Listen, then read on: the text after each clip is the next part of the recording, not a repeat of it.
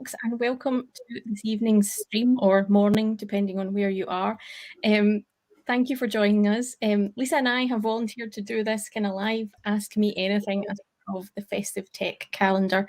If you haven't checked out the Festive Tech calendar, make sure you do check it. The link is on the screen below. There are events happening every day of the month, I think, and there's multiple events, and it's just a free event to help everybody in the community learn something new or have some fun, and there's lots of prizes to be won and stuff like that as well. So yeah, we're going to have fun tonight, so make sure you put your questions to us. We've got a few questions that folk have already sent in that we'll be tackling, but yeah, feel free to ask some questions and interact with us, because we definitely want it to be interactive. However, hello Lisa, how are you? Hi, I am good, thanks. How are you, Sarah? I'm good, thanks. I can't believe it's Wednesday. Yeah. Yes, this week is flying in, and also I'm really busy this week, and I really expected things to be getting quiet in the run up to Christmas, but this week's been super busy, and actually next week's looking, to be fair, pretty busy. I think because Christmas is on a weekend. Yep, definitely. There's fewer weekends in the month to get organised, right, to do Christmas shopping and do things like that. And we have technically like 4 full weeks of working. Who do we call about that? I don't know. It's don't know. Let's not think about that, Lisa. So we've actually got our first question from the live stream, and I think it's probably appropriate to start with it given its theme and our nationality. So the question is, what's your favourite Scottish word or saying? I don't know if there's any I can say live on I know, air, that's the problem. You know what a word that I quite like, it's to describe the weather, and it's dreich. That's a good one. And I think that's kind of keep the bleep. Do we have a bleeping I would say that dreich is definitely one of my favorite words. It describes a wet, rainy, dark, dreich day. And we have quite a few words like that, actually, to describe weather. And what were you, Sarah? I don't know. I was going to say, it popped into my head the phrase "gonna know," and that's like, and that's a proper Scottish, like, "gonna know day that," which means don't do that, I imagine. So that's quite good. But I think, I don't know about you, Lisa, but I feel like I use less Scottish words these days because I have such an international audience. I think when you and I get together and have, like, for the viewers watching, Lisa and I regularly catch up at like lunchtimes and have big chats about anything and everything, and our speech gets really quick, and I think we go quite Scottish. But I tend to be more, I want to say universal, which is probably the wrong word, Lisa, when I'm speaking in these kind of audiences, because a lot of people say we speak too quick as Scottish folk, and sometimes they don't understand us. I don't know. Does that make sense? I have had to really slow down, really focus on pronouncing my words clearly, so that I'm easily understood by everyone that I am talking to. But you're right, like when it's just you and me talking, or when I get really excited or really angry or really like passionate about something, my speech speeds up, and we probably roll our R's a little bit more, and get a little bit more Scottish. It will be interesting to see actually what happens at the Scottish Summit. Because I feel like the Scottish Summit, by the way, is going to be the event of 2022 that kicks off and actually has so many people from all over the world coming. So, I mean, there's potential for us to get, very Scottish at that event. Yeah, because I attended the last in-person one, and I can't remember if that was the first Scottish Summit that was in person in 2019, and they had bagpipers at the door, and then they piped in the keynote speaker and stuff, so the theme was very Scottish, in terms of that. And I've seen a lot of chat about people booking hotels already because they're excited about coming across. Lots of new speakers. Me, an old speaker, will be there as well, which actually is quite a nice segment to one of the questions we received from Twitter. And I think it was from Derek. He said, can you show me around Scotland in February? Because he's coming across our Scottish Summit. He doesn't know where to visit. And I was trying to think of must visit places or must do places, and I don't. What I genuinely say actually to people who are coming to Glasgow for a short space of time is to jump on that sightseeing bus that we have. It's got an open top bit if the weather's nice, not if it's dreek. But that's a really great place to or thing to do because it can do the whole of Glasgow in about 2.5 hours or something like that. So you see lots of sights and stuff like that. But I'm guessing if anybody is coming across to Scotland and needs some tips, then do reach out to all of us local Scottish folk because we all have different ones because we're, even Lisa and I are different parts of Scotland. I don't know if you can pick that up from our accent. Lisa's East Coast. Are you East Coast or East Coast, Lisa? Where does Dundee sit in? I would consider Aberdeen to be north, so I would say Dundee's just east, but it is slightly northeast. Yeah. And then you're on the west. Yeah, so we both have different perspectives about that. And I think I got slated once on Twitter suggesting all these places that people could visit in Glasgow. And they're like, there's more places than Glasgow in Scotland. And I'm like, yeah, but that's where I'm from. So that's the so yeah. To be fair, was that from other Scottish people? Because that sounds about right. It was. I got absolutely mauled on Twitter for some suggestions. I was like, oh my God. We'll have none of that, thanks. But I think, do you know what? Yeah, definitely reach out to any of your Scottish people in the community. They will have suggestions. You're never too far away from a castle. So those who are traveling from the likes of America or other countries that maybe don't have, they're not as old as Scotland, and they don't have, you're never far from a castle. You're never far for some really, good bits of history. It totally depends on what you want to do. There's actually quite a lot to do here. I think if you're coming for the weekend, and I imagine people who are traveling really far will be, then, you can get a train from Glasgow to Edinburgh, and I mean, you need to see Edinburgh Castle. It's stunning. You need to walk up the Royal Mile. You need to experience the Royal Mile. And I don't even know how I'm going to describe this, but the concept of closes. It's a really, really tiny gap streets between very tall buildings. It's a very Scottish thing. We might need to give you guys a link to something that explains that. But if you're coming for a long weekend, then definitely try and get to Edinburgh as well.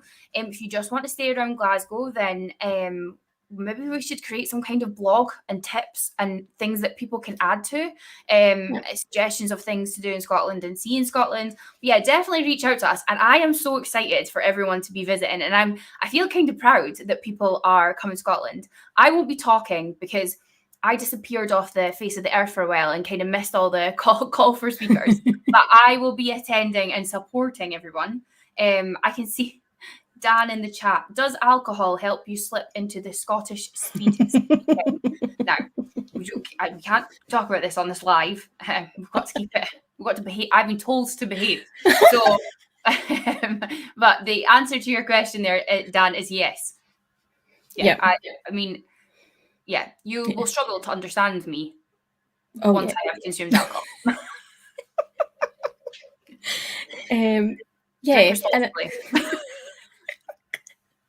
Sorry, Sarah, I said I was going to behave. It's okay. Going back to the tourist trip as well, actually there's a train you can get from Glasgow to the bottom of Loch Lomond, and you can see that as well. So I think that's like a 40-minute train, and then you're at the bottom of Loch Lomond, which is obviously quite famous. But yeah, there's lots to do, lots to see if you don't have cars and stuff like that and you're coming to Glasgow. So yeah, I'm sure we can think of something before we'll become tour guides. Maybe that's our new career. Totally. After this live. That would be fun. I think that would be fun to do as well. Sticking with the kind of theme of podcasts and speaking and the kind of public element of it, I think you and I have been quite active, at least for the majority of the last 2 years, if not before that, Lisa. I think we've both been quite active in the community.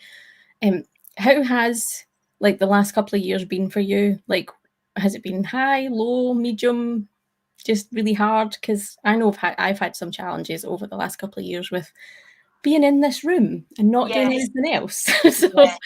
I would say, do you know, I like you said, was there highs, was there lows? And I think the perfect way to describe it is a roller coaster.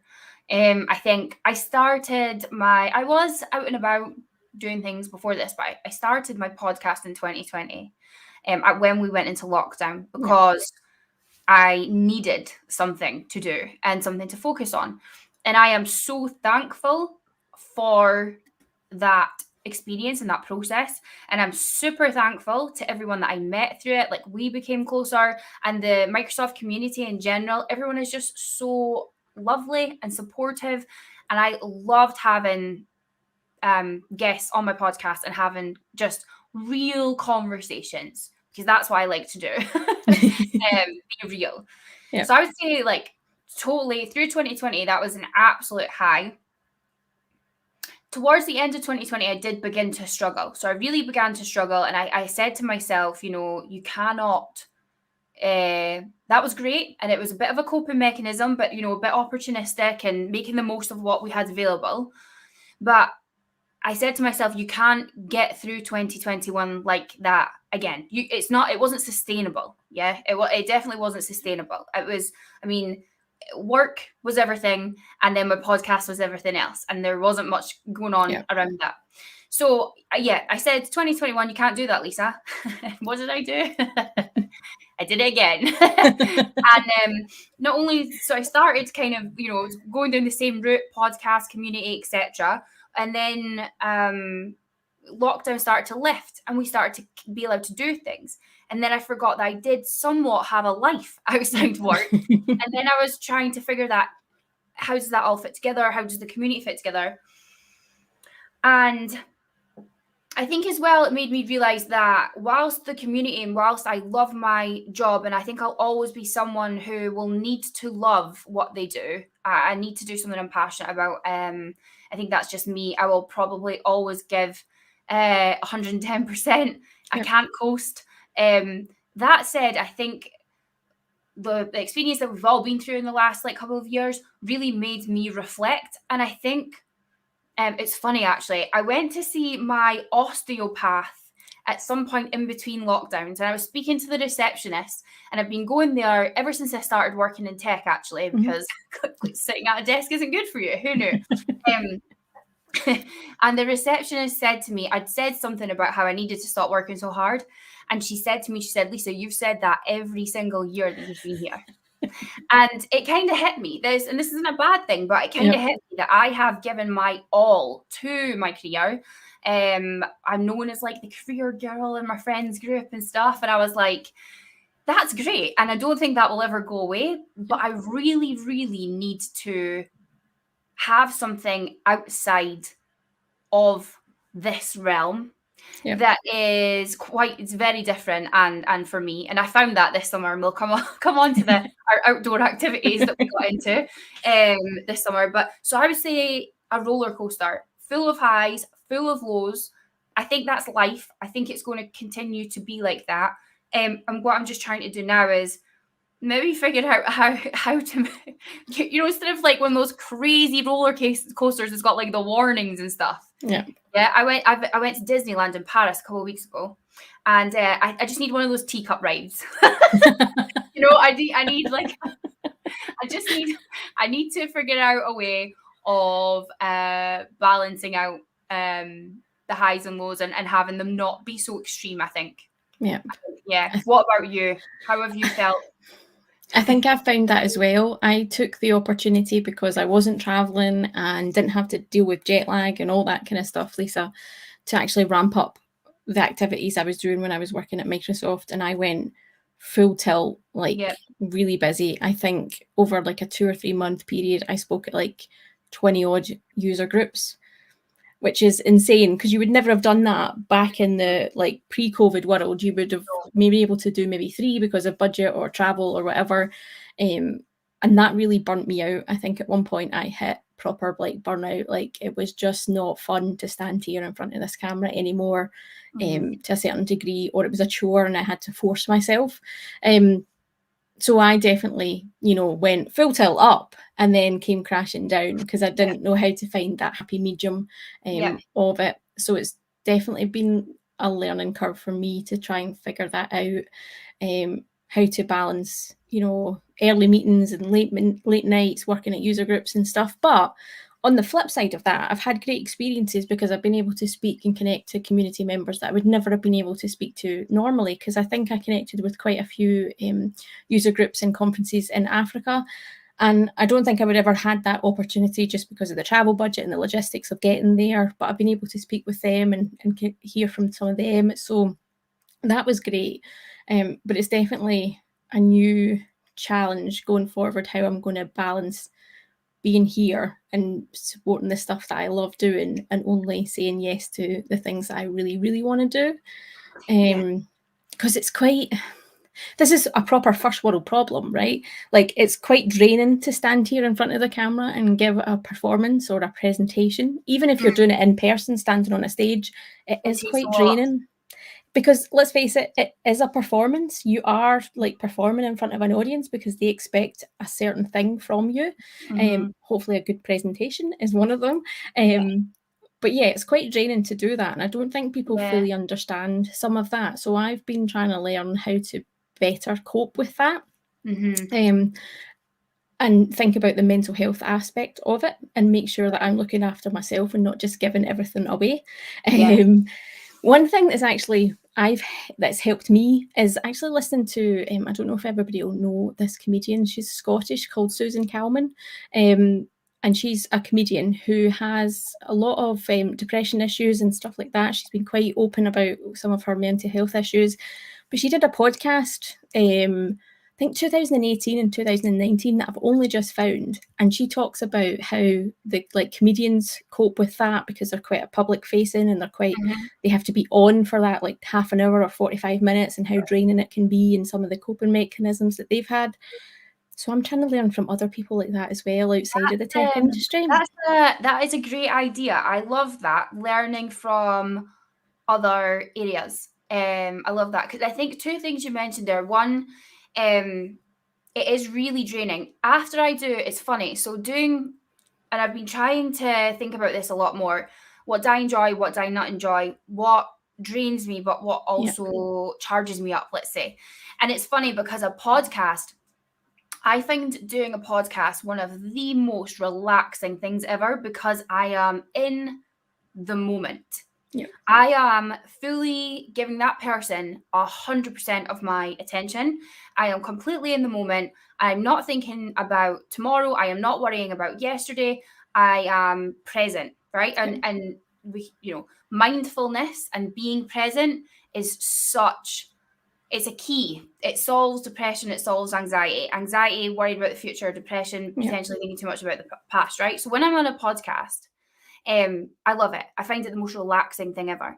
But after a podcast, I'm really, really drained because I give my everything to people. That's just kind of like who I am. I'm like introverted extrovert or an extroverted introvert, one of the two. Basically, love people, love being around people, need to recharge by myself. So I think that's one thing. The other thing, you mentioned the word expectations, and I think that's so important to touch on. I think and this will apply to everyone in the community who's been doing more throughout lockdown, you might feel like you've now set yourself a target or an expectation. You might think that other people have those expectations of you as well. And that can be hard to deal with. So I would definitely, every time one of those thoughts creeps into your head, I would definitely try and pick that up, label it as an expectation, quickly decide whether it's someone else's expectation or your own. If it's someone else's, chances are you've made it up. People don't actually think about you as much as we like to. We love to think that people are thinking about us, right? We do. We're humans. That is natural. They are not. People are not. And if it is your own expectation, then challenge yourself. Is it realistic? Is it fair? Are you setting yourself up for success, or are you setting yourself up for failure? And that's definitely something I've been trying to do as I've stepped back into doing more things like this is to be realistic about the expectations that I let sort of land on me. Yeah. It's difficult though. It's not easy. Yeah, there's definitely things you can do, I think, to balance it out and protect your own mental health. I think Dan's saying in the comments here that comedians do like performances night after night. But what I don't think a lot of people realise is potentially I'm spending 4 or 5 days a week actually filming videos and recording and being the whole, yay, Sarah on camera. So ultimately I am doing that back-to-back performances. So now I'm very wary of doing that. Like I'll push things out and I'll maybe say only 2 days a week I'm doing like a live stream or a video or something, and then that's it. There's no more than that. Like if you don't get me on those filming days, you don't get me till the next week or the week after or whenever, to stop that burnout. Because at the end of the day or the end of the week, you end up just flopping on the couch and just vegetating for the next 2 days until the cycle starts again. Yeah, because even if so back when I was like really active, it's not just the, doing say this or a podcast or whatever back to back. I crammed far too much in. That was do you know what? It was great. I learned really fast about lots of different things, but yeah, wouldn't necessarily advise that. But then also, right, we're doing work as well. So I am answering emails. I am getting, urgent requests from salespeople because they're always urgent when they come from salespeople. I've got people asking for help and I want to help them. Then I've got to, be in a customer meeting. Then I've got to train salespeople, sales teams. Then I've got to, present to somebody else within Dell. So yeah, like you're saying, like I have recognized that I need some downtime just before I do something like this, and it can only needs to be half an hour. I like to prep beforehand. The half an hour before, I like to zone out, and then to be honest, if they are in the afternoon and they are something that's quite heavy hitting, I just need to be offline. I need to be away to recharge. And I think it's just recognizing that and then starting to try and schedule things better. Yep.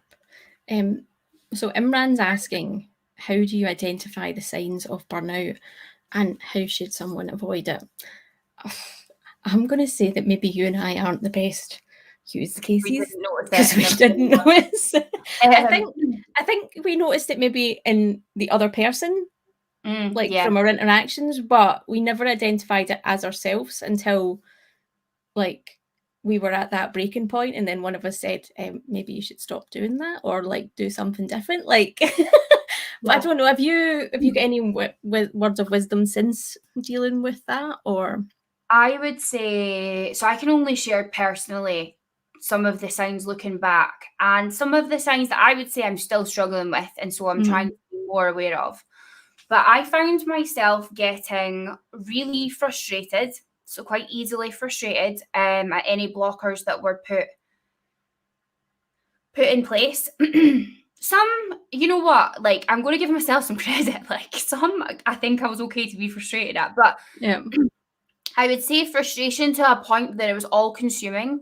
So I felt like I really had no control over my day or my week. Or things that were happening within work. So I would say experience and frustration that kind of is all consuming. I personally got really upset. So I really struggled with getting quite emotional, which is really hard for a woman in tech because I am always questioning myself as to, am I just being emotional? Is this justified? Am I just going to be thought of as an emotional female? It's so hard because and then you sit there and you think about it and you're like, no, this is valid. So it's difficult. But I found myself very quickly getting to those points and being quite emotional. So I would say, frustration, all consuming thoughts, very all or nothing thinking. So very like, this is all good or this is all bad. That's definitely a sign. I was getting upset. I would say also, just really, I mean, I'm not a morning person anyway, so I struggle to get up, but it was a different kind of struggle to get up. It was I don't want to get up. And it was almost this anxiety about logging on, about being in meetings. and just, really, really struggling. I think, to be honest, everyone's going to need to experience a little bit of it for you to identify your own triggers. But like Sarah said, make sure you've got someone to really talk to about things, and talk. Like, please talk about things. Don't be worried about being too, moaning too much or complaining, or if you've got someone that you can trust and confide in, one, they will tell you when you're moaning and complaining too much and you need to now, take action to move forward. But they will also listen and support. They will help you understand whether you are being rational, reasonable, etc. And do you know what? You probably are. I think a lot of it is a build-up of lots of different things, and things all happening at the same time that can cause burnout. But yeah, make sure that you have someone to talk to, whether it's someone in your team or that you work with, or someone that's in the similar area outside of work. I know that, again, that was a super positive for me, was meeting people that I could have those conversations with, and especially other women in tech. And shout out to do you know what? Shout out to my teammate Michael Wells, by the way. Whew, I had an absolute meltdown a couple of weeks ago, and I actually messaged him because, again, I was thinking, do you know what? I need to tell people. I need to say, look, I'm struggling and I need help, or can you help me with this? Yeah. And he was so supportive and so understanding, and I didn't feel judged. And he gave me some really encouraging words, and then really helped me solve the problem that I was trying to work on. So yeah, I would do that. And we'll come on to this. Get a hobby outside work. So since you've mentioned the hobby, and I know what this big reveal is, but what has been your hobby that has taken you away from your desk and helped you recharge the home? So I have been living out my little girl dreams, and I now have my own horse. And honestly, every time I think about it, I can't believe it. So it was actually back in November of 2020. I decided that I needed a new hobby. I needed out of the house. Me and my brother had bought bikes in the summer, which comes on to yours as well.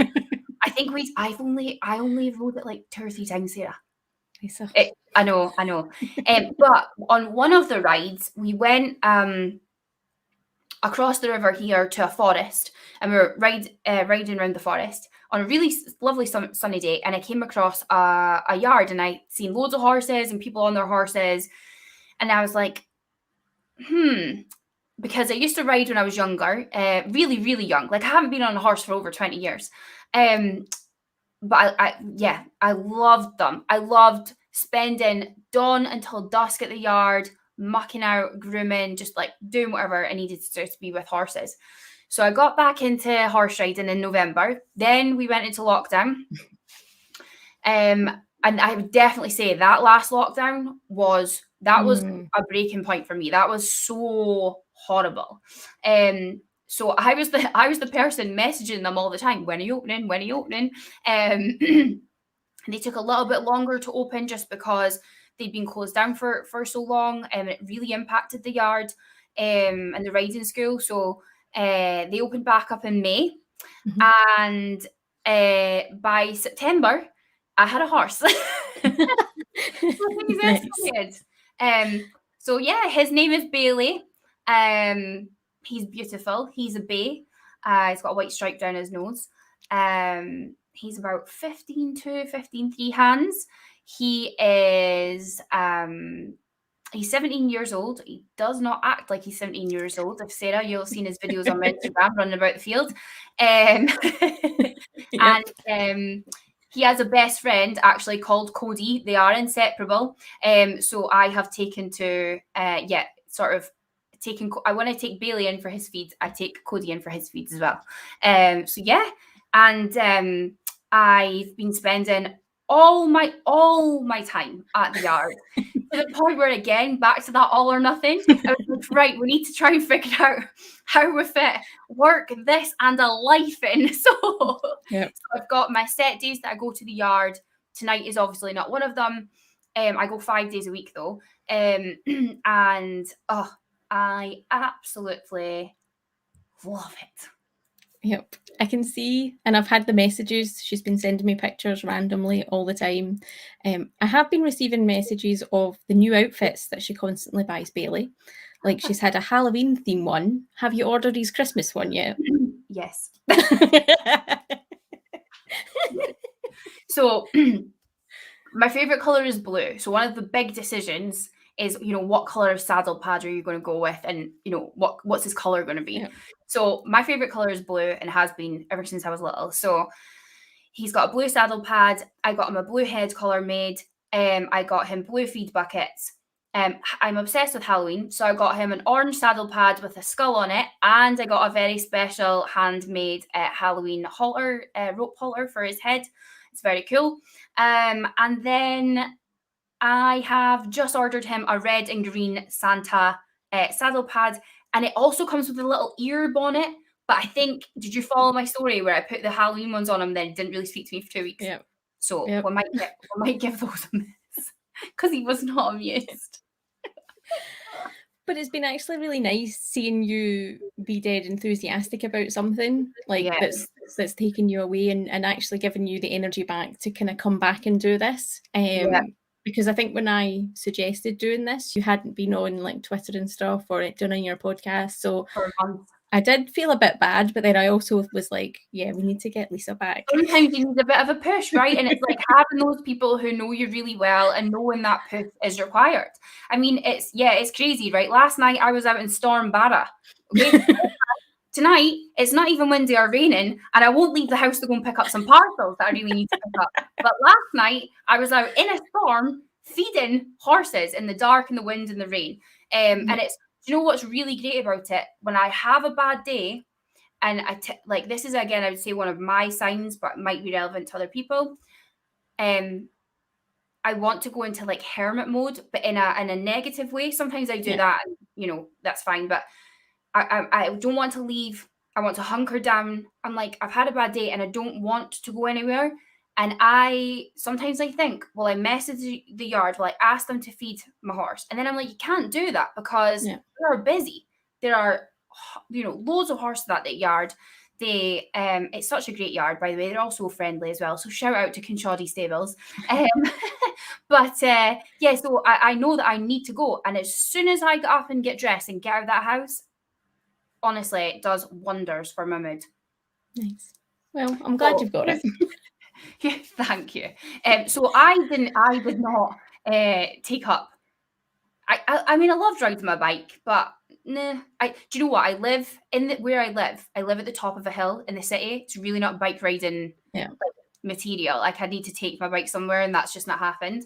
But you have also taken up and spent a lot of money on an outdoor activity. In fact, if anybody else has taken up any new hobbies throughout lockdown or outdoor activities, drop them in the chat. I'd love to hear if anybody else has done this. So I love my bike as a kid. Like, see the minute school finished, Lisa, like in the summer holidays, I would be on my bike. I remember one particular year I finished school, we went to pick up my new bike, and then I don't remember not being on that bike until I went back to school that whole summer. And I've always said I wanted to get a bike again and stuff like that. But you know what it's like as an adult, you're like, oh, it's too much money, too much, blah, blah, blah, not enough time. And then I finally decided in the summer, I think maybe August, that I was going to get one. And I found this bike shop down in Kilmarnock that had the exact bike that I wanted. And when I went to visit the store, they were super friendly. The guy is amazing. I've been down several times since. But he was just amazing and I loved it. And see, picking up that bike, that was just an amazing day. And I've been out. I haven't probably been out as much as I would like to do just because of the logistics of it and time, and it's not as easy. And especially now that we've got winter and it's like dark before 9 and after 4 and stuff like that. But I love being out on that bike, Lisa. Like we were off where I had a public holiday last Tuesday. And I was like, I'm going on my bike. And it was wet and it was rainy and it was horrendous. Like it should have been a day where I snuggled up and watched some Netflix or Disney Plus. By the way, the power of proper waterproofs. Yes. I can now get excited about proper waterproof. Like I've lived it. Obviously, I'm from Scotland. You'd think I'd be better at this, but I literally walk around every winter like a drowned rat. because I don't invest in proper waterproofs. Oh my god! Once you invest in proper waterproofs, you can go out. It's amazing. I know, I've done that. So I got, for my birthday recently, I got my husband to buy me this really fancy cycle jacket, and I got to use it last Tuesday, and I was like, look at me in the rain and the wind, it doesn't matter. And it was just amazing. Like, I came back filthy and I had to clean the inside of my car because my bike just was absolutely gutted. But it's really nice to have that, and it gave me so much energy just being out, even though it was a miserable day and I probably looked like an absolute idiot in all the kit that I've got. But all the gear, no idea. That's yeah, we're learning. no leg power. But yeah, I love that, and it's definitely going to be something. When I got the bike at first, we were still kind of in the tail end of summer, so I would get up early, Lisa, and go for a ride, and then come back and get set up for work, and I loved that. So I'm slightly gutted that the daylight's obviously decided to disappear. The daylight has hit harder this year, and I was wondering why. And then I realised it's because I've been out every night at the yard until really late with loads of daylight. And now I only get to see Bailey in the daylight on a Saturday and Sunday. Yep, and there's not enough time to do all of these things. But yeah, I've spent a lot of money on the kit, and it's been fun, and I'm looking forward to next year when we get more places and stuff like that. Maybe I'll need to come across to Dundee, and we can go for a /horse ride /bike ride and look like idiots. Bailey is a tad let's call him sensitive. Do you know what's actually really interesting about this is he is sensitive, and that's why he's not in the riding school, right? Because he can do private lessons and stuff, but he is not great in group lessons. I've not seen this, but apparently he runs to the back of the group in an unsafe manner. So he really benefits from this kind of like one-on-one like situation, but he can get a little bit spooked at certain things. He got spooked at a pigeon the other month and ran into the back of me, but that was fun. But what's really interesting about that is talking about being mindful, practicing mindfulness and being in the present. It is crazy to experience, but when my energy rises when I'm on him, his energy rises. Yeah. And the only way for me to get him to chill out is for me to chill out. And it's a really nice way, because sometimes practicing that, if you're just trying to do meditation or by yourself, is really difficult. But when you've got something like that kind of forces you, I have to do it. There's like another, there's a horse like depending on me to calm down. So yeah, that's been another really great thing about that is he, we both need to chill out together. We've got a couple of questions in the chat. I want to go to the one about Scotland, and then we'll come back to your question, Pierre. Just to, but first of all, Imran's asking, have we been to any new places around Scotland recently? Skye. Yes, you went in a caravan and drove a caravan, didn't you? Oh, I drove a renovated transit van thing. That's what it was. It sounded non-glamorous now, Lisa. I know it was really well renovated. It wasn't glamorous, but it was it was amazing. Me and two of my best friends went on a road trip up to the Isle of Skye. And oh my, that place is beautiful. It's absolutely stunning. It's tiny, and there's actually so much to do on the island that we only the way we planned our trip, we'd probably do it slightly different this time, but we only had a day there. Then we went up to, so you all need to Google this.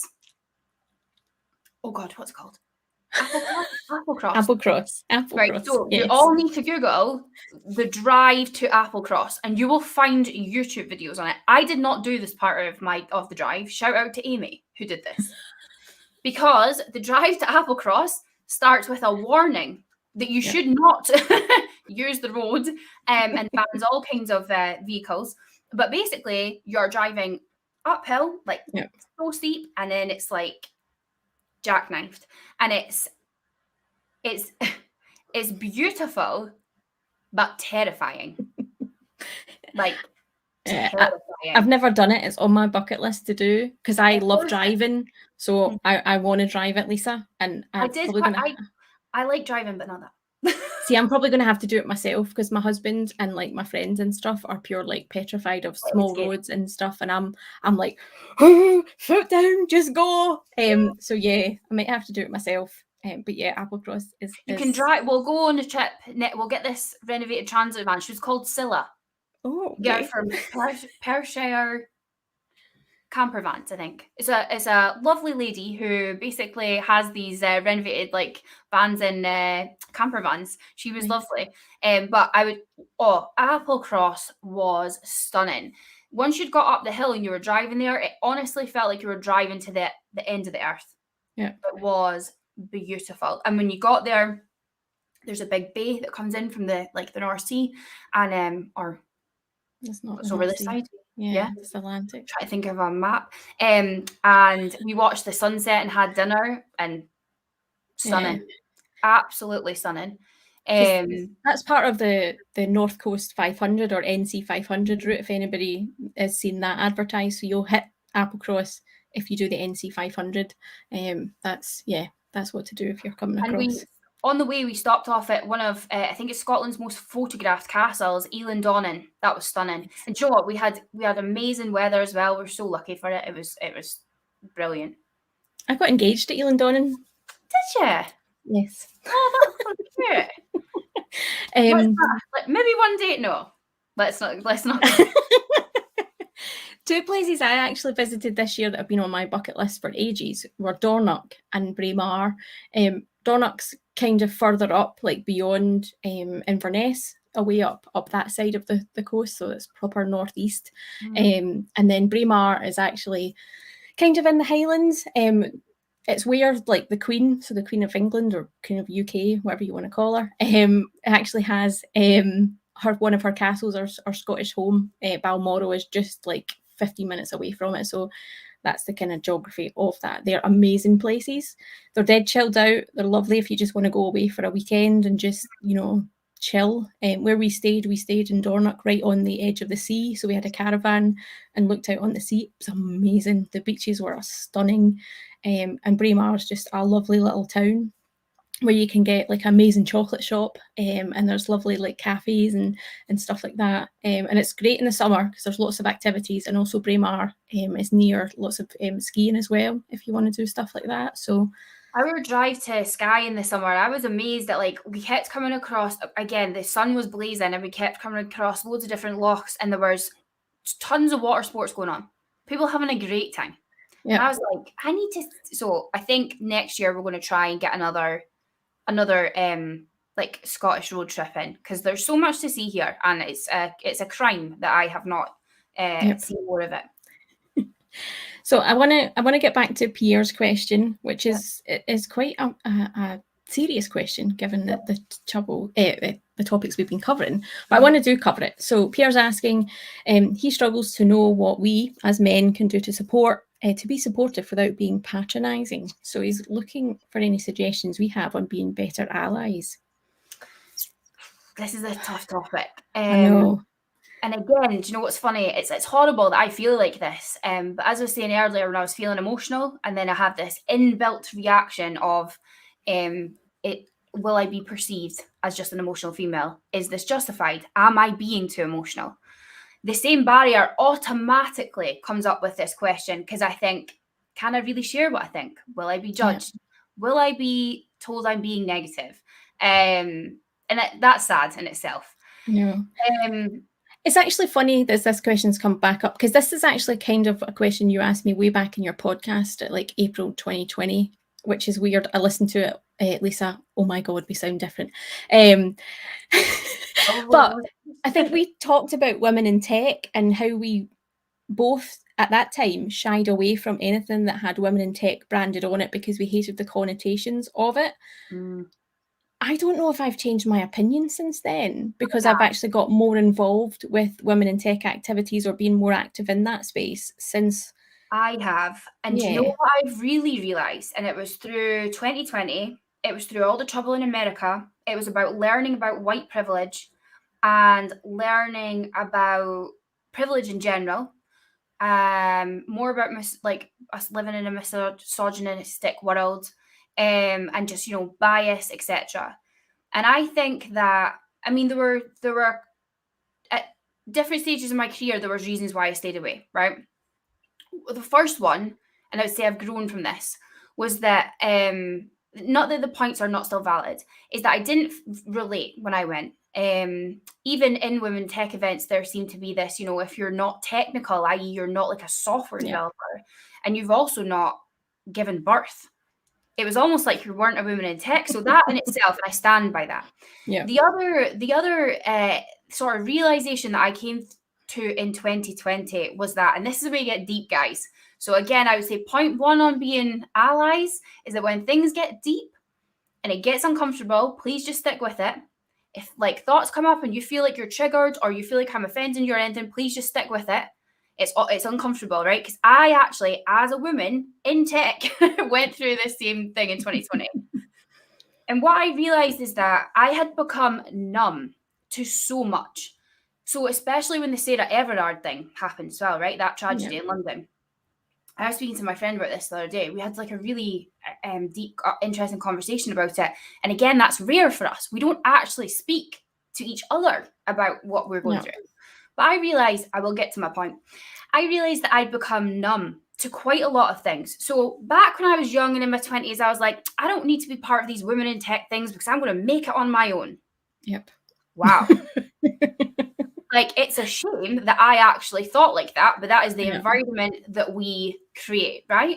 So I was like, I'm going to make it on my own. I don't want to make it because I'm a woman, blah, blah, blah. Now, there's still some of that rings true, right? But really, what I was doing, I was like, I can get on with guys, blah, blah, blah. And I do. I naturally get on with guys, love a bit of banter. I think, to be honest, when you're from Scotland, it's hard to not get on with it. There's a concept called pick me, right? And again, I hope I'm not going to, well, I might offend people.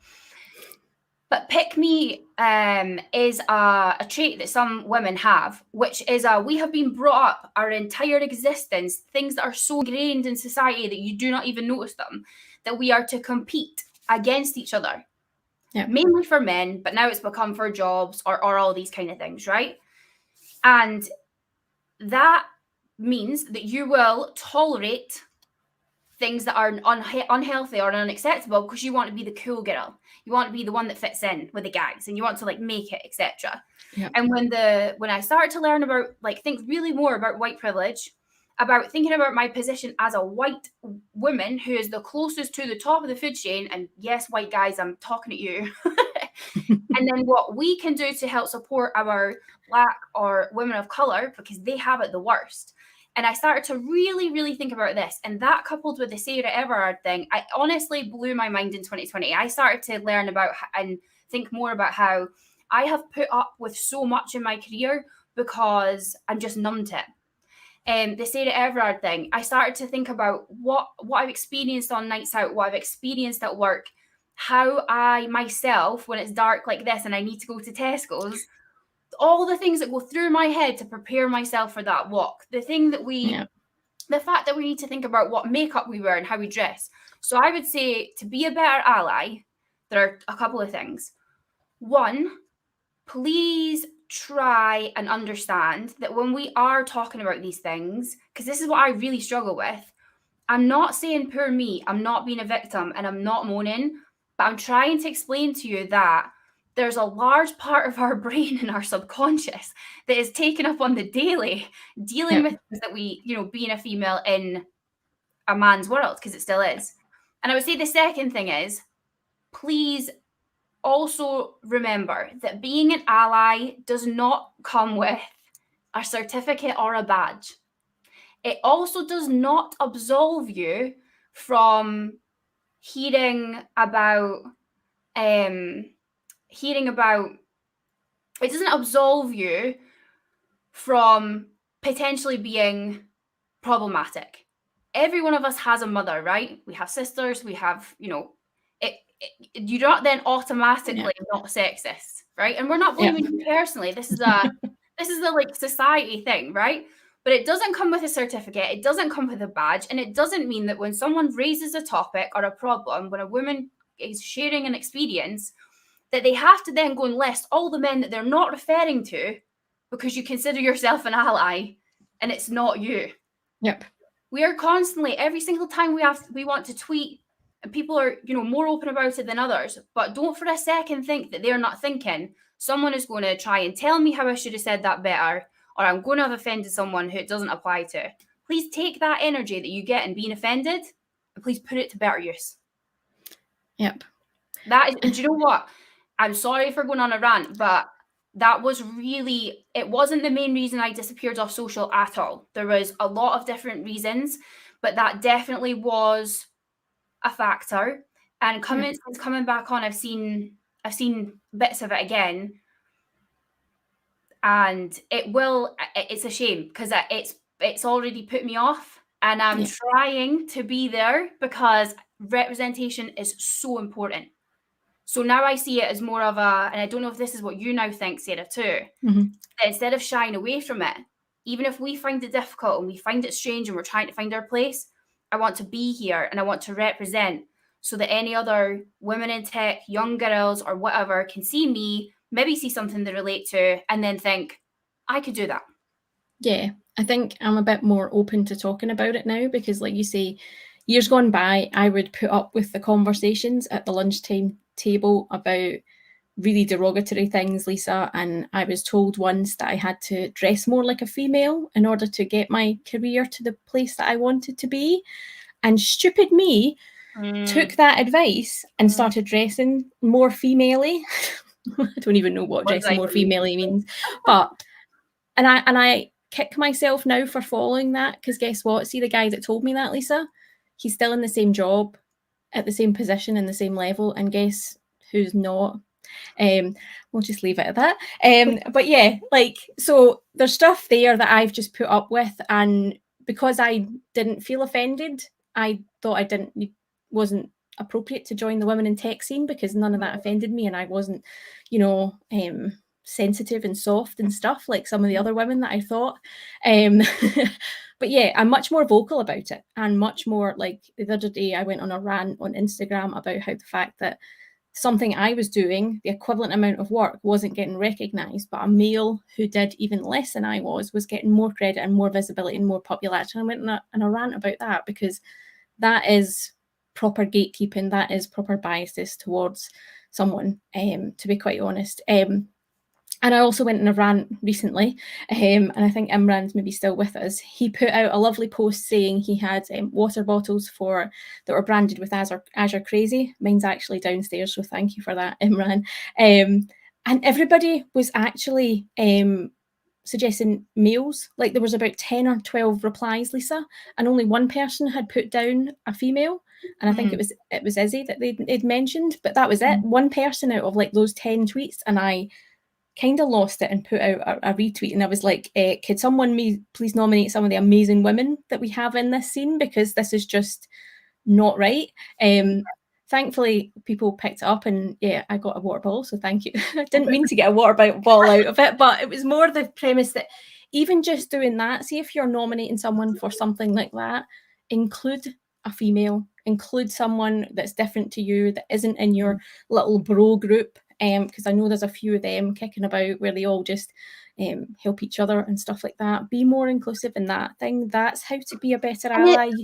It is difficult, right? Like, you're changing a habit, you're changing a bias, you are having to actively think about it. So I get that it is requiring effort, and I get that it's difficult because there is a difference between trying to be inclusive and engaging more people, and then there is people who are literally riding the coattails of the women in tech movement to and it's different. It's hard, right? Because then you're like, oh my god, am I going to be accused of each one?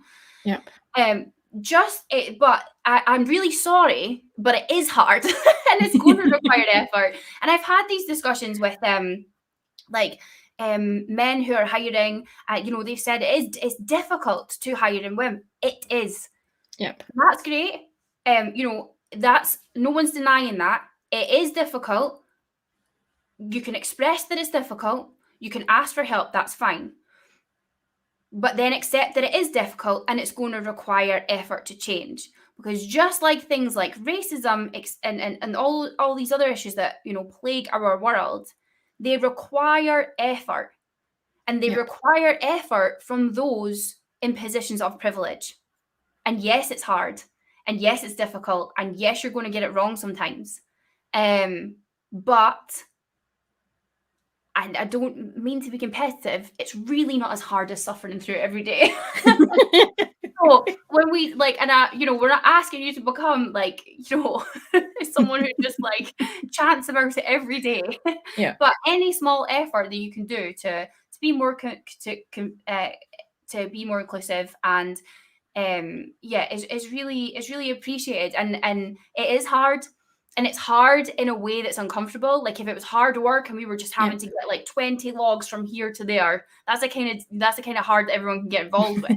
But it's a hard that's going to make you maybe embarrassed, feel awkward, angry, have to have difficult conversations. And that is a difficult thing to do. And it is a draining thing to do. So we're not saying, just do that every day, all day long. But yeah, just, step into the arena, as it were. I would appreciate that. I think a few guys have said to me privately, and I'm not going to name any names, but they find it hard to include women sometimes because they think that they'll be seen as being token invites. And I don't think either of us, Lisa, would ever want to be invited to do something just because of our sex. Or do you? Views are now changing because I'm I'll be there for the representation, because representation is so important. It's so important that, recently there was a panel put together for a very big conference from my company, shall we just say. And I seen the presentation came up and they were saying who's going to be the speakers and stuff. And I thought, one, I'm maybe not as good as those other people, but I think I'm good enough. And two, at this point, I would take that token slot just to even be a moderator, because the representation is so important for other women in the industry and younger women as well coming in. And so, but yeah, you're right. And but speaking about that tokenism thing, even if people do think it's a tokenism, again, this is the hard part, right? You will know in your heart whether it's not. Does it really matter what other people think? And at the end of the day, it still ends up with a woman on a stage or at a talk. Yes. And I've also heard people say that they're too frightened to reach out to women in case they come across as creepy by sliding into their Twitter DMs. And let's be blunt about this. See if you slide into someone's Twitter DMs and you're posting pictures of things that you shouldn't be, that's creepy. If you're posting a message and saying, "Hi Sarah, how you doing? I love your work. Can you come speak at this event?" I'm totally going to reply to that. Well, I should hopefully if I don't forget. But that's the level. That's not creepy. That's totally not creepy. If we maybe connect on Twitter and you've liked some things or commented, that's not creepy to reach out and ask me to do something with you.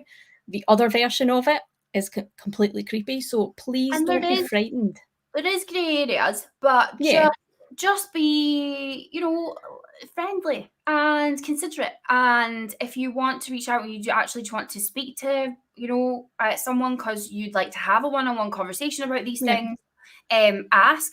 Realize though that you're not entitled for them to say yes, because it is difficult. I had a few last year and they really took it out of me, because basically I spent hours of my time trying to convince someone that these were real issues.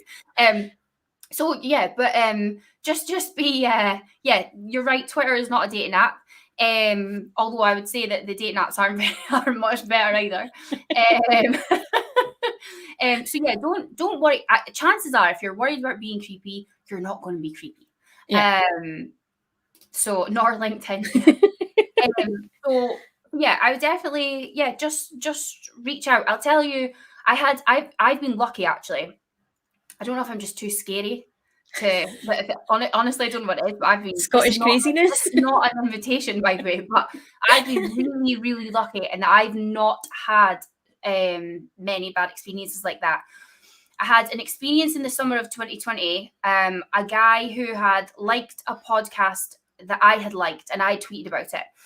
And he was trying to be chatty with me in the Twitter DM, and I replied, and I was polite. say, oh yeah, I have read that book and it's great. And then he continued to DM me, like, because he clearly noticed what I was liking and stuff. And I said, yeah, that's great. And then kind of just didn't reply. And then I had to say to him, like, yeah, I like that too. And I've tried that.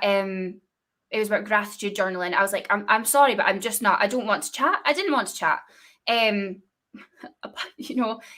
don't owe, we don't, I was like, I don't owe you my attention Yeah. because you think we have things in common. And he continued to DM me. And I actually Yeah. screenshot it and sent it to one of my best friends, actually, Scott. Shout out Scott. I sent it to him, and he was like, "Yeah, no, this is strange. This is strange." And actually, when the Sarah Everard thing happened, he also put up a poll on his Instagram and asked his girlfriends to reply and just gauge their feelings about when walking alone at night, like what can we do and things like that. And then he actually brought up that topic in his WhatsApp group chats with his friends and actually talked about it in like a healthy way to, like, express what could be done. And people felt awful about being thought of like that, but what can we do? And that, again, perfect example of how to be a brilliant ally. Yep. Yeah. Oh, I've had terrifying experiences in my Twitter. Some guy asked me for coffee. I said no because we were currently in lockdown and I hadn't even seen my family and stuff.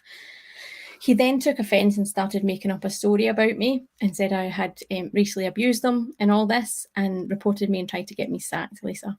So that's an element of don't be creepy. Don't do that. That's exactly not. If you're worried about being creepy, chances are you're not going to be creepy. There'll be the Yeah. odd outlier who actually are being creepy and want to somehow find a way, but chances are you're probably not. So you're fine. It's nice to see some people joining us. I see some people are just joining us. We've got a good friend in the chat as well. He's going by the name Ratworks tonight, but it's Chris. Chris was my brilliant ally. Yes, Chris is my old boss, and then he's done your graphics, hasn't he, for your YouTube channel and stuff like that. So, nice to see you here. But yeah, thank you everybody for joining us in. We're kind of at the hour mark, but I'm kind of loving this chat, Lisa. We always chat for ages. I know. Anyway. We said they are going to need to cut us off because we'll be here until 9 p.m. and we'll be getting messages from the festive tech calendar telling us to end it here. I don't know if we're allowed to continue. I think we can. Let's go until. Does anybody want to? I'm really enjoying this interaction, guys. Like, I love it. Yeah. Right. We'll keep this quiet. I know it's a live thing, but I secretly travelled to meet some people for work purposes. Maybe I did, maybe I didn't. Maybe I just chose to work from a different location and there were other people there. But oh my God, it was like a new lease of life. I can't wait to get back to meeting people in person. And whilst this is not the same, do you know what? Thanks for the push, Sarah, because you've reminded me why I actually do like being part of this community. Do you know what's going to slightly terrify me, Lisa? Like, we haven't been in person with each other for 2.5 years. And I'm dead worried about coming to meet you for a coffee or something, and then there'll be like zero chat because we don't know how to interact as people. Is that abnormal? No, I feel like, that's...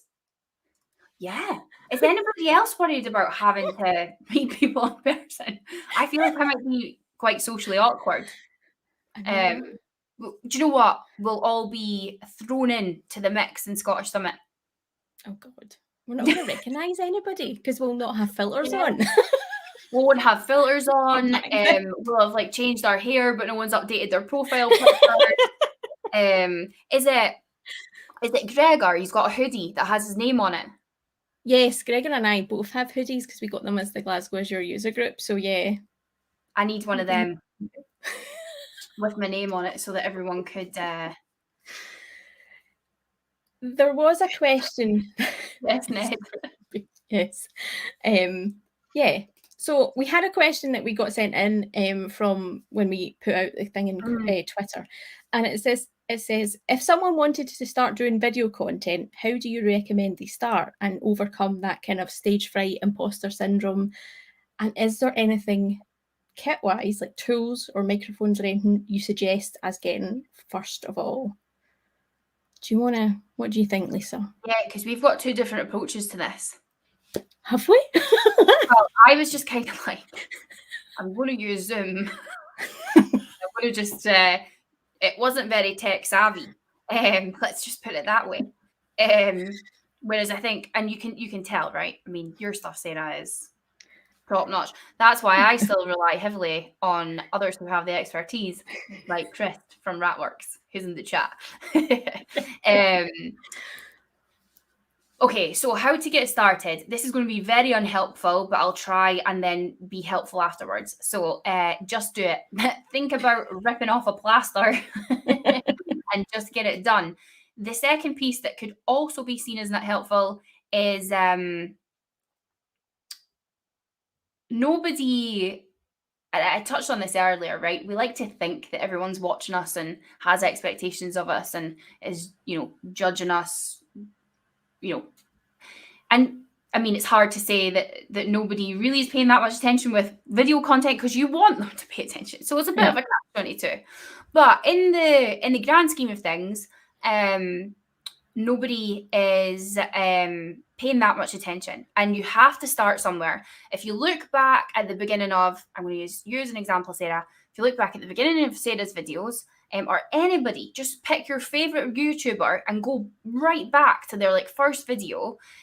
You will see the journey that they have been on. Classic saying, but don't compare your chapter 1 to someone's chapter 20, right? But it's true. These things are true. So I would definitely just start. There's a really cool statistic about podcasts that I need to find now. So I'm going to hand over to Christina and I'm going to look for this statistic. I'll be back. So this is actually a question that probably brought Lisa and I together back in early 2020. Like, how do you get started, and how did you and basically I give everybody the same advice: just do it, because nowadays you don't need fancy kit. It is better when you have fancy kit. Obviously, your sound quality and your video quality goes up. But guess what, folks? In your pocket is a camera with audio, and you can take that and you can film that. And guess what? Chances are it's going to film in 4K. I think my phone actually does 8K. Never used that because that's going to take up all my memory card. But there's something for you to get started. Go and buy a cheap little tripod. Maybe go and buy a cheap lavalier microphone. I think I've got a cheap one that plugs into the bottom of my phone and it cost me £20. You don't need to spend thousands and thousands of pounds having lighting and stuff like that. I literally, like Lisa said, if you go back to the start of my videos, I was sitting in my kitchen because the best light is in my kitchen because the sun's there and I do my videos there. Now, yes, I do have lighting in this office to make it look better and stuff like that. But you can get started with very little kit as long as you have an idea and you just overcome it. I cringe, massively cringe when I look back videos, genuinely. I even cringe when I listen back to that podcast, Lisa, of us back in 2020. And you sound totally different, right? But like you say, you go on that journey, and as you get more involved in it, maybe as you get more, I don't know, if your YouTube channel gets more popular and you get money from that, you can then reinvest that back into it. I'm still trying to hit that monetization level, but you can start to invest in it if it's something that you actually enjoy doing. When I started out, I didn't want to invest too much money in case I didn't enjoy it, in case people didn't enjoy what I was doing. So I bought a cheap tripod and that lavalier microphone. So I think I spent maybe £30 UK pounds in total. And now I've spent much more, but it's because I realised that I enjoyed doing it, and it was a skill that I needed, A, for my job, and B, I enjoyed doing it as a hobby as well. So please don't get hung up on the fact that you see Lisa and I with kit and stuff, because we've built that over a period of time, so yeah, start with your mobile phone, buy a cheap microphone or something, and just get going and try it, and you'll soon find out if you enjoy it or if you don't like it, and things like that. To be honest, that's such a good point. You might not enjoy it. Yeah. Blogs still massively have a place. And there's all sorts of different things that are cropping up now. People are doing video series, people are doing podcasts, people are doing blogs, people are doing infographics. I would say that's kind of, I decided I was going to try a podcast, and I was going to try blogging, and I was going to try, there was something else. I feel like there was 3 things. Maybe it was YouTube, podcast, and blogging. And I was going to see which ones stuck. And it was podcasts, and then it was YouTube. I personally do want to start blogging more, purely from a perspective of, I think writing is a really great thing to work on. So I feel like that has benefits all around. Whether people read them or not, honestly, it was like when I started the podcast, I just wanted to speak to people like Sarah. Yeah. So I think I would like to start blogging more in 2022, purely just for my own benefit, to improve my communication skills. And even just sort of, getting messaging and things down in my head about hybrid cloud. So, and someone's mentioned being worried about their voice. When I hear myself on a phone, I sound, Oh yeah. 12. But yeah, blogs are not dead at all. And blogs, what you're doing there, and it's like, putting any content out there, is you are building a bank that will be there forever of your work. So I found the interesting statistic. It's from a podcast called Modern Wisdom, which, by the way, if you haven't checked it out, check it out, especially the earlier stuff. 90% of podcasts don't make it to episode 3, and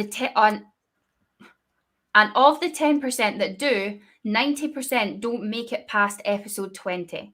So by making more than 20, you're putting yourself up there. Anyone doing a podcast, like make that, or something like that, make that the goal. You could apply that to anything, whether it's blog, creating content, speaking, etc. It takes time. Yeah. It takes time. Can you post the link to that in the chat, Lisa? I don't know if you can. I do not have. I only have link to the private chat, and it was on my phone. So it's actually my friend who's a personal trainer who runs she's got a few different businesses, and one of those is mentoring other personal trainers to create businesses. She has referenced the stat from Modern Wisdom. Oh, okay. So I'm not entirely sure what episode it's from. Right, but Modern Wisdom, if you search Modern Wisdom, it's on Spotify, etc. I think it's Chris Wills X or something on Twitter and Instagram. Chris Williamson. Yeah. Okay. Awesome. Yeah, going back to that comment about listening, you don't like listening to your own voice in a recording. I hated watching myself and listening to myself when I first did it. I actually got to the point where I would just play it and I wouldn't even look until like I coughed or I had to edit it, and then I would come and look and be like, oh, I've paused this and I look hideous. You always pause it at a bit where you look hideous, like really genuinely the faces you make. Just don't let that stop you though. See if you think you want to do something, if you want to put something out there, don't let the fact that you don't like listening to yourself put you off, because other people may want to listen to you, probably will want to listen to you. And now I can actually edit my stuff. I can look at myself and I can listen to myself. I've been doing it for like 3 or 4 years now. So it does take a while to get over that thing. And I think even if you look to some of the big celebrities like Judi Dench, or Dame Judi Dench, I think she's called, and Dame Maggie Smith as well, some of the great classics here in the UK, they've never watched themselves back. They don't they act. And so it's absolutely 100% normal not to want to listen to yourself back or watch yourself back. But please don't let that stop you from making great content and sharing your voice and sharing your opinions, because there's going to be someone out there that wants to listen to you and needs to listen to your perspective on whatever topic you're given. And you will grow from that. Like doing those uncomfortable things and sitting with that discomfort, you will grow from that. You'll probably get a bit more self-acceptance and as well. And that's only good for yourself, Or Ned's making a very valid point. Farm it out. Get someone else to do the editing for you. That ask Chris how he feels. That's obviously a financial layout that maybe some people aren't able to do. So it's something that you can do, and putting that out there and getting someone else to edit it. I've actually enjoyed learning how to use like Premiere Pro and up the sound and up the fancy graphics and stuff like that. So I wanted to keep a hold of that. But you don't have to. Someone mentioned StreamYard as well. And what we're using just now, you can use that to record, and it's such a brilliant tool. So for my last podcast where I got the team on to talk about MS Ignite, I could have recorded it in Zoom, and then I do have really amazing like little lower thirds for my Yep. guest names and stuff. But I was getting back into it. I wanted to make sure I did one myself. So I made it as easy as possible. No one's sitting there judging you as to whether you have used the fanciest tools and the fanciest equipment to put your video out. So I just Yep. got everyone in StreamYard Yep. and recorded it, and then put my intro and outro videos on the end, and away we went. So yeah, don't worry about that. Yeah, it's StreamYard is a fantastic tool because it's not, you don't have to have a fancy PC to get involved in it. It runs in a browser for anybody that's never used it before, so I don't have to get a massive graphics card. I don't have to have all that kind of power. I don't have to worry about my connection or my guest connection. It works really well, and you can do fancy graphics and banners, and I just type this in and look, there's a fancy banner, and I just type that button in and then hit the button to make it appear. So yeah, there's tools out there that can make it a lot easier for you, and things like that. So yeah, everybody will cry OBS, and I think Simon did put that in the comments. OBS is something that I wanted to get to use because it's open broadcast software for anybody that's never used it. And it's great and it's fantastic and it can do amazing things, but it's a super steep learning curve, and I hate having to use it every time I have to use it for whatever reason, because doesn't go well and I get panicky and I start getting nervous and things go wrong that way. So yeah, OBS is great entry level if you've got the hardware to support it, because yeah, I tried to run it on my previous laptop and it didn't work and it didn't like it and it completely was horrible. So yeah, there's always different entry points, different things to try out. I used DaVinci Resolve to put my last one together. So I recorded in StreamYard, which made basically 95% of the video look amazing. Yep. And then I dropped it into DaVinci Resolve. I say this like I did it really easily, and I wasn't texting and panicking about how to do it. But I got there in the end, added in my intro, my outro, managed to create the video version and then the audio version for my podcast. And yeah, it worked. Yep. Imran's talking about imposter syndrome and how he'd never come across the term until earlier this year, and he's still coming across people that don't know what it is but suffer from it. I have suffered from it at times. I sometimes tell myself to get a grip and move on because it's all in my head sometimes, Lisa. But imposter syndrome, is that something that you sometimes struggle with?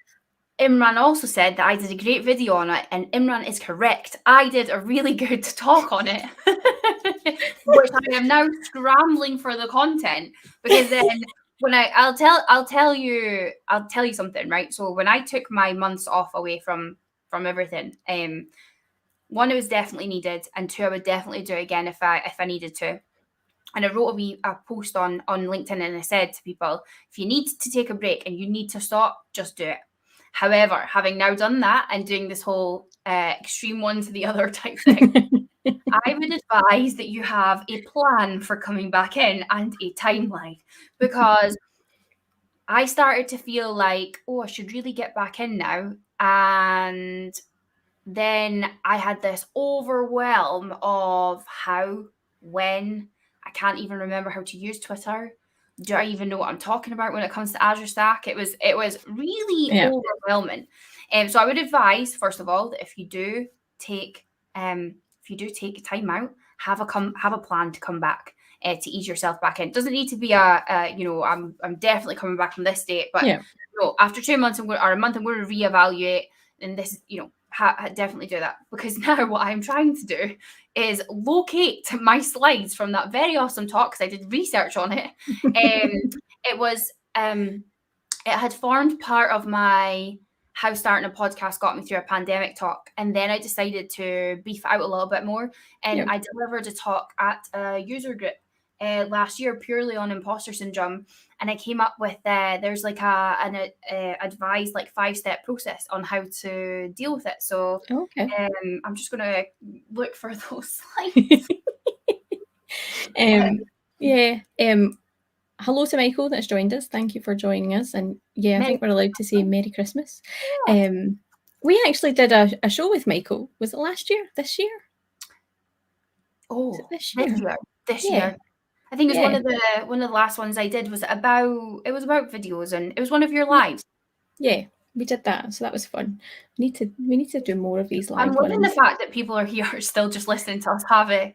I mean, it is a slightly controlled catch up than it would be, but it's. And I love that you guys are all just like chatting in the chat as well.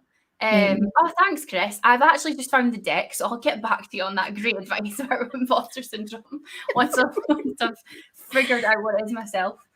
But yeah, it is a hard one because a lot of people suffer from it, and a lot of people who are potentially, I want to say, big celebrities or high profile people in the industry or in the community suffer from it, even though they might not seem to. So anybody that's suffering out there, please don't think you're alone, because you're not. I found the slides. I Have could you? do a whole, do a Are whole you? talk here. Are you going to do a whole talk, Lisa? No. We won't do that. But you know, it's good to know that this video was useful, and I think it was uploaded onto the user groups. It was cork.net, and All right. Okay. it was in June, and I think they uploaded it. And I'm not sure if I then uploaded it to my YouTube. I will need to check, but we'll have a look. See, I'm not back in the game fully yet, guys. I'm not back in the but it was overcoming imposter syndrome using the 5 R's. So I talked about imposter syndrome and the Dunning-Kruger effect. I talked about what is a cognitive bias, what actually is imposter syndrome. So some examples are: you might feel undeserving of your achievements. You might feel like success is down to luck. You might feel like a fraud, or like you might be discovered at any point. That's definitely one of mine. And it's where simple sort of self-criticism, which can be healthy in small doses, sort of snowballs into imposter syndrome. And that's kind of where it goes a bit wrong. But in my talk, I said you're not broken, you are human. So that's a little reminder for myself. And then the 5 R's to overcome imposter syndrome. You all ready to take notes? I found the video and I've posted the link in the chat. Good. We're having an impromptu session, right? So I won't do the whole set. I won't do it now. You can go and watch the video. I won't watch the video back after we just talked about that. So I will read these 5 R's myself tonight. But basically, it's recognize, rationalize, reframe, ready yourself, and repeat. I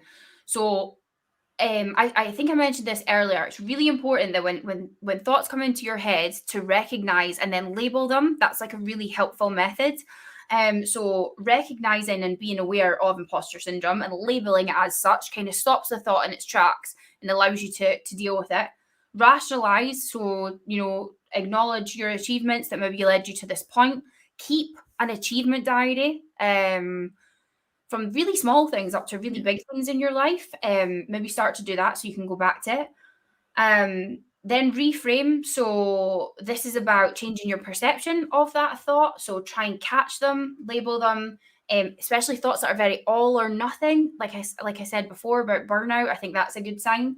And try and recognize areas of wins and positives and areas for improvements, and get out of the all or nothing. Ready yourself. So probably the toughest stage, and that's when you ready yourself to let go of those thoughts and those self-doubts, and then repeat, because it doesn't go away. You just get better at dealing with it. So be kind to yourself when you are as well. Yeah, I think one of the things I do on that is I actually keep a stat of all the speaking gigs that I do. So every conference I've ever spoke at, I've actually got a Power BI dashboard and a SQL server that stores all that data. I'm such a nerd. But teach me. I like to look at that occasionally. See when I panic about the fact that I'm underprepared for another talk, or I'm worried about the fact that this is a rubbish talk and people's going to hate it. I sometimes look at that little chart and remember that I've been around the world and I've spoke to hundreds and thousands of people, Lisa, and it's like the kick up the bum that I need to either do the slide deck for the upcoming presentation I'm about to do and I'm panicking about, or it just reminds me and it gives me that lovely sense of achievement that sometimes I forget because I'm too busy thinking about, oh, I'm going to be rubbish, people are going to hate me, they're not going to like this is not what it should be, all that kind of stuff. So yeah, it's it definitely never goes away, and it definitely can hit at any point. This morning I had a really great chat with a sales team and I loved it. I was allowed to let go a little bit, so I wasn't towing the company line entirely. I was asked for my opinions, and so I gave my opinions. But it was in a constructive way around cloud, multi-cloud, etc., hybrid clouds, and we had really great conversation. And I left that meeting feeling really energized, and I was totally ready to go in and record this webinar.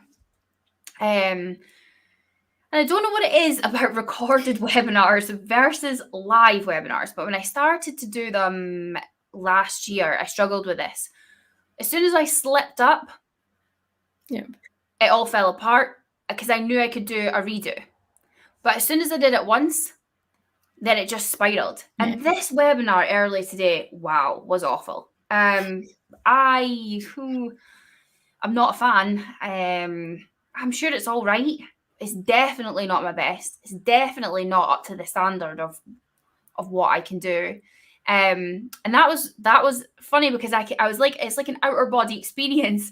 I could see myself. I kept slipping up and then having to redo it and getting worse. And honestly, I started sweating and everything. And I was like, this is horrible. Just as well, this is recorded and behind my desk. The thoughts that were coming into my head were ridiculous. It was like, see, told you were, you've taken too much time off. You don't know what you're doing. All these kind of things. It's difficult. It's really difficult. So I think, don't expect to cure it, but do actively try and find ways that it doesn't create barriers to you doing what you are more than capable of doing. Exactly. And I think sometimes we forget when we see those like video recordings that it looks dead flawless as well, Lisa. But what you've not seen is the garbage that is on the cutting room floor. Like I filmed a video this morning for you for your Azure Stack and Azure Arc Christmas event. You've just released a secret piece of information. Oh, I've not told anybody that you're a guest. I mean, it's not. I'm sure everyone's like, wow. But Sarah is appearing in my 12 Days of Christmas. I forgot that was a secret, and there was folk listening to us. But yeah, there's anyway, there's tons of edits, and I might release some of them in a bloopers reel at the end of the year. But there's tons of stuff that went on that like got cut and got binned and deleted and there's, I think. Can't remember how long my video is, 4 or 5 minutes or something. There was about 10 minutes of footage. So it got cramped down because of the absolute garbage that came out of my mouth the first couple of takes. So I think some people see like those one take videos on like YouTube or whatever and think, well, I can't do that because I can't do it in one take. Guess what, folks? I very rarely do a video in one take. Sometimes I can. But don't let that kind of awesomeness that you see put you off as well, because that sometimes I think is a barrier for people, and it helps kick off that imposter syndrome sometimes for some people. And now I'm rambling because I've let out my secret. It's weird as well, because I feel like if that webinar was live, I think I would have been fine. Yeah. Because when you're live, there is no other option. So even if you do mess up, fumble, lose your train of thought, you like survival mode kicks in. You have to. So I was extremely frustrated at myself, which means I have not actually recorded my video because it put me in a bad mood. Which is, it's all right, I'm human, but I am trying to work on not letting things affect me like that. Because that's definitely something that I've been struggling with recently, is things really affecting me and then affecting the rest of my day or what I can do. But we'll get there. It's definitely like if you have a bad experience like that, don't let it continue to upset other things or let it play on your mind, which is easier said than done. Because there's times when I talked to someone about it. I put a message into my team chat and I was like, guys, I just tanked a webinar. And again, I mentioned him earlier, Michael Wells and a few other, Janth as well, messaged just like little words of encouragement. And it was funny because I messaged and then I thought, oh, do I look like I'm just moaning or being emotional or, whatever? But I was like, no, like this is it. Like we all do these things. Like sure, I just wanted to share like how I felt and see if they had any had any thoughts, and they were like super supportive, so that was nice. But I think we also have to remember we don't have to be 100% in everything that we do, which is No, maybe a weird statement, but it's about improving yourself. is not the Yeah. one. Yeah, you can't always hit perfection. There'll be some days when you are absolutely nailing it out the door, you're ticking every box, you're delivering things fantastically, but that perfection can't last all the time. You rarely hit that perfection all the time.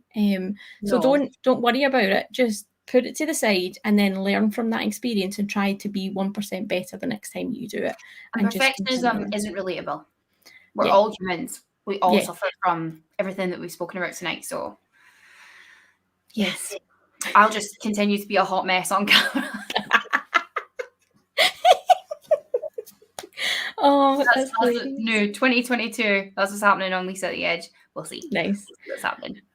I was actually going to try and wrap this up with that question about what are you planning to do for 2022, Lisa? Yes. Is there anything you want to do differently, better, new, repeat some stuff? What's the plan? Oh, now you're asking. This is deep to be hinging on. And it's on camera, so you know, you're committing to it. So like so I definitely want to get back into Lisa at the Edge. I think that I need to be really realistic about what that means. I don't think I'll be able to do as much as I did before. And so I will probably just focus on Lisa at the Edge. Yeah. I want to sit down, to be honest, and have a realistic, maybe 3 to 6 month plan. Sort of set some really high level 12-month goals, and then, you know, maybe get a little bit more detailed for 3 to 6 months. I want to be realistic. So, you know, I'm not doing a podcast a week. That's not happening. Bailey is going to feature heavily in my life in 2022 and really be my priority. I think myself and my horse will be my priority for 2022. But yeah, I want to get back to Lisa at the Edge podcast. I want to do more with my teammates around AdStack and AdStack HCI, because we have a great bunch of people on the team and they are so knowledgeable on the topic. So I want to do more with them. I definitely want to try. Here we go. I don't want to do too much, but here's everything that I want to do. There's about 20 things on the list. I know. I definitely do want to try and write more. So I want to try blogging. Nobody pay attention to that. It's going to be my little practice whilst I write. But yeah, I think, and just really try and strive for that whole work-life balance. I think it's going to be easier now that I have a life outside of work and I have a horse. But I think, yeah, just try for that. Try and going back to the whole women in tech thing, try my best to just represent, help out where I can, and try and not let things get me down. And definitely make the most of the relationships that I've made in the last few years with the community, like with yourself. You've been a wee rock, Sarah, and you're sorry to tell you this, but you're going to continue to be a rock in 2022. So that's the role that you have. Awesome. That's me. What's up for Techie Last? Because actually, before you go, I want to ask you about your new job. Oh, okay. Because I don't think you've done your weekly updates and stuff, still joining, but I think give everyone a little update on where you are now and what you're up to, and then tell me about what you've got planned for 2022. So yeah, I think it's about 2 months since I joined Octopus Deploy, which is just a scary amount of time that's passed, Lisa, in a totally good way.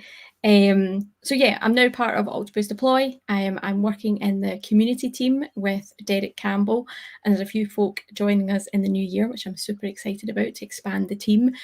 Basically, we are looking at the kind of advocacy side of things and building up that community, that DevOps community that use Octopus Deploy, and hopefully we've got amazing plans. I'll try and not give away too many secrets after one secret already tonight. But yeah, we've got super amazing plans on the go. So I've got lots of learning to do, because I'll be honest, I never touched Octopus Deploy before I joined the company.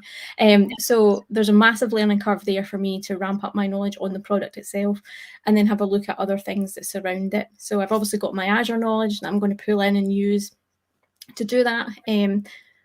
I've just realised that, and maybe not everybody knows what Octopus Deploy is. It's a DevOps tool that can help you with that automation. That's a really simplistic view of it, but I did write a blog this week on it, so head over to my blog if you want to see more. But yeah, so I've got a lot of knowledge to ramp up on Octopus Deploy. I do want to get more involved with AWS. I've signed myself up for a training plan to learn a bit more about AWS with the view of actually sitting that first kind of exam. I can't remember what they call their exam. So yeah, there's a lot of things I want to do in terms of the work with that, and then we'll see where that takes us. So we've got super exciting stuff coming out of that. I still want to do a lot of the community stuff. I think a lot of people forgot that I did like my YouTube channel, my weekly video, my blog, the Glasgow Azure user group, all as outside activities from Microsoft. Like I was not paid to do any of them. I'm still not paid. Or outside of your role as a community member, much like, for instance, an MVP might do. Yes. So yeah, lots of those activities. So I still want to do that. I still want to try and find time to do that. I have been, I'll be honest, questioning whether I still do my weekly videos. There are a lot of work behind the scenes. Yeah. But I'm now at like 118 or something of them, Lisa. So I feel like it's a stop at the end of this year, and then next year do like a monthly update. I know I'm toying with doing something differently, but I feel it's also a shame to stop doing that, and I kind of want to keep doing that run to hit like the big numbers. So yeah, someone's asking if I'm an MVP. I'm not. I never have been. Sarah used to work for Microsoft, so you can't be an MVP if you work for Microsoft. But now that she is no longer working for Microsoft. Yeah. Anyway. So yeah, I'm still trying to figure out what I want to do with all the stuff, the activities that I want to do, because I still want to do speaking. I still want to do my blog. I enjoy doing that. I'm getting cadence out of that. Still enjoy the YouTube stuff. It's just about trying to fit that in and have that work-life balance, Lisa, because I don't want to be spending every day learning something amazing and doing stuff amazingly for Octopus Deploy and then sit here in the same spot at night and have to do that every single night.